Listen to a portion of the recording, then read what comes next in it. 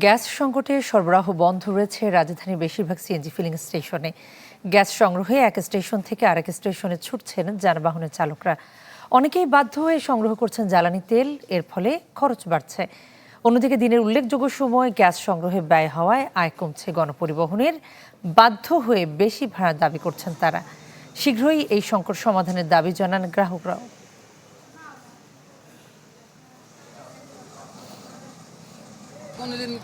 কোনোদিন জমা ওঠে না, মালিক তো আর কম নেয় না, আমাকে পুরা করে দিতে মালিককে। এতদিন তো আপনার গ্যাসের জন্য গাড়ি চালানো গেছে না, ঠিক আছে? আধাবেলা গাড়ি চালালে গ্যাসের জন্য আধাবেলা গাড়ি বসায় রাখতে হয়েছে। দর্শক, গ্যাস সংকটের আরও খবর জানাবো। সেই খবর জানাতেই রাজধানী মগবাজার এবং নারায়ণগঞ্জ থেকে আমাদের সহকর্মীরা আমাদের সঙ্গে যুক্ত হচ্ছেন। শুরুতেই যাব, মগবাজারে আছেন আমাদের সহকর্মী শফি মাহমুদ সাগর। সাগর, জানতে চাই যে আপনি যেখানে আছেন সেখানে গ্যাস সরবরাহ করছে কিনা এবং কতক্ষণ ধরে আসলে চালকরা অপেক্ষা করছেন?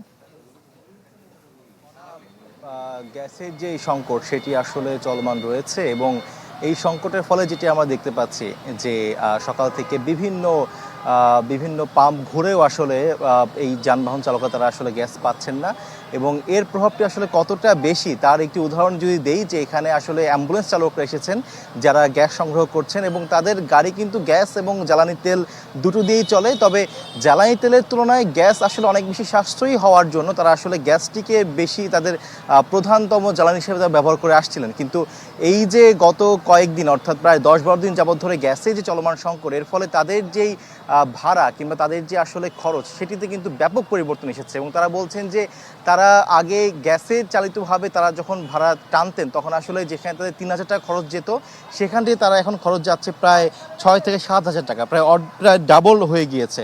এর ফলে যেটি হয়েছে যে এই বাড়তি খরচটি সেটি কিন্তু রোগী এবং রোগীর যেই আত্মীয়স্বজন রয়েছে তাদের উপর পড়ছে এবং তারা এটিও বলছেন যে এই যে গ্যাসের সংকট সেটি যতদিন যাবত ধরে বাড়বে ততদিন যাবত কিন্তু এই ধরনের সমস্যায় গ্রাহকরা পড়বেন বা ভোক্তারা পড়বেন। আপনি দেখতে পাচ্ছেন আমি এখন যেই সিএনজি পাম্পটিতে আছি সেখানে আসলে কিছুক্ষণ পূর্বেই মূলত সিএনজির যেই গ্যাসের লাইনটি সেটি সরবরাহ কিছুটা বেড়েছে, যার ফলে এখন দু একটি গাড়ি এসে সেখান থেকে সরবরাহটি করছেন। কিন্তু আজকে সারাদিনের চিত্রটি আসলে এমন যে রাজধানীর বেশিরভাগ গ্যাসের যেই পাম্পগুলো রয়েছে সেখানে গ্যাসে যারা সরবরাহ করছেন তারা কিন্তু অলস সময় কাটিয়েছেন, কারণ বেশিরভাগ জায়গাতেই আসলে এই গ্যাসের সরবরাহটি নেই। আর যে সকল জায়গায় রয়েছে সেইগুলোতে অনেক বেশি দীর্ঘ লাইন রয়েছে এবং ঘন্টার পর ঘন্টা বসে থাকার পর হয়তোবা কিছু পরিমাণে গ্যাস সেখান থেকে পাওয়া যাচ্ছে। তো গ্যাসের এই সংকট আসলে চলমান রয়েছে এবং এটি ছিল এখন পর্যন্ত সর্বশেষ খবর। কণা।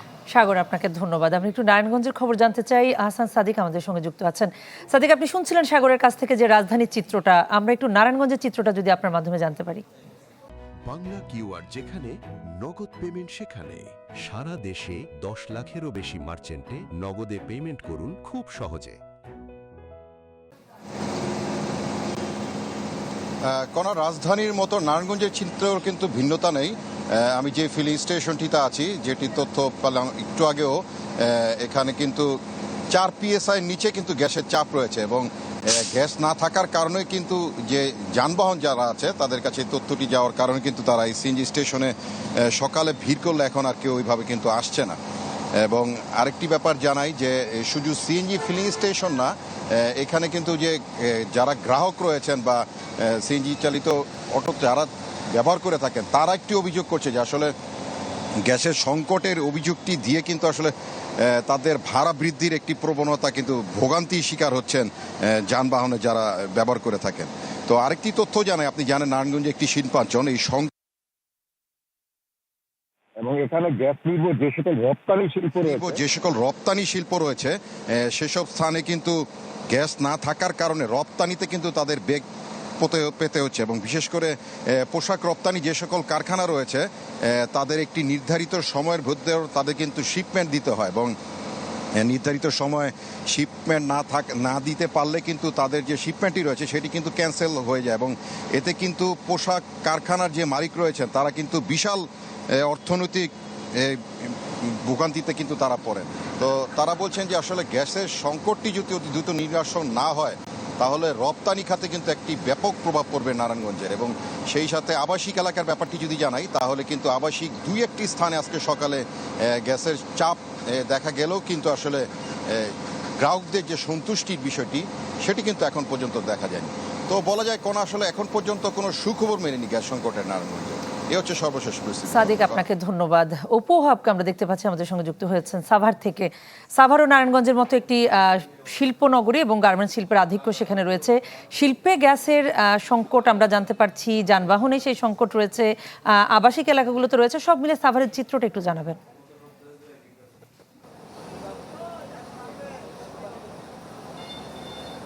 কণা, গ্যাস সমস্যার কিন্তু সমাধান হচ্ছে না।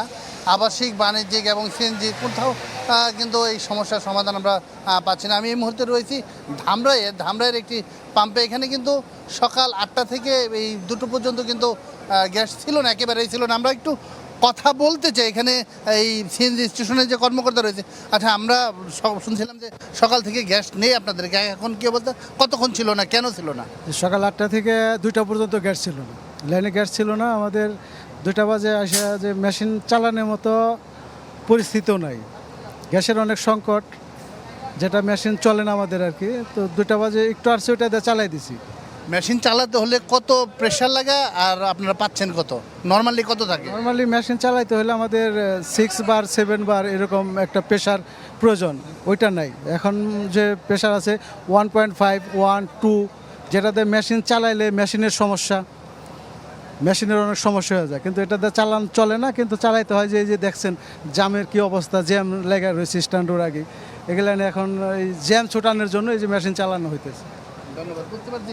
কোনা শুনছিলেন যে আসলে এই মেশিন চালাতে হলে, যে সিএনজি স্টেশন চালাতে হলে তারা যেটি বলছিলেন যে তাদের এই 2 বার প্রেশারের প্রয়োজন হয়, 2 বার। আর নর্মালি কিন্তু থাকে হচ্ছে 5 থেকে 7-এর উপরে থাকে। তো এই গ্যাস যেহেতু থাকে না, এই জন্য কিন্তু দীর্ঘ সারি, এখানে আমরা যেটা দেখেছি যে এখান থেকে দীর্ঘ সারি, কয়েক ঘন্টা পর্যন্ত তারা অনেকে অপেক্ষা করতেছে। আমরা একটু যদি কথা বলি, কতক্ষণ পর্যন্ত অপেক্ষা করছেন আপনি এখানে? আমি এখন আসলাম, হ্যাঁ। আপনারা কতক্ষণ অপেক্ষা করতে হচ্ছে এখানে? 2 ঘন্টা। সকাল থেকে কি গ্যাস পাওয়া গেছে? না, সকাল থেকে পাওয়া যায় নাই। কারণ আসলে শুনছিলেন যে এখানে এই ধামরার চিত্রটা যদি বলি, সাভারেরও চিত্র একই রকম। এই সিএনজি স্টেশনগুলোতে 2 বার লাগে অন্তত পক্ষে প্রেশার, সেটি পাচ্ছে না। এবং বাসাবাড়ির কথা যদি বলি, বাসাবাড়িতেও কিন্তু একদমই নিপুণভাবে, অর্থাৎ বাসায় যে রান্না করা, সেই রান্নার কাজটিও কিন্তু ঠিকঠাক মতো হচ্ছে না। কানা, অপু, আপনাকে ধন্যবাদ। দর্শক, আমাদের সহকর্মীরা রাজধানী এবং রাজধানীর বাইরে থেকে যুক্ত হয়ে জানাচ্ছিলেন গ্যাস সংকট এবং এর ফলে সৃষ্ট ভোগান্তির খবর।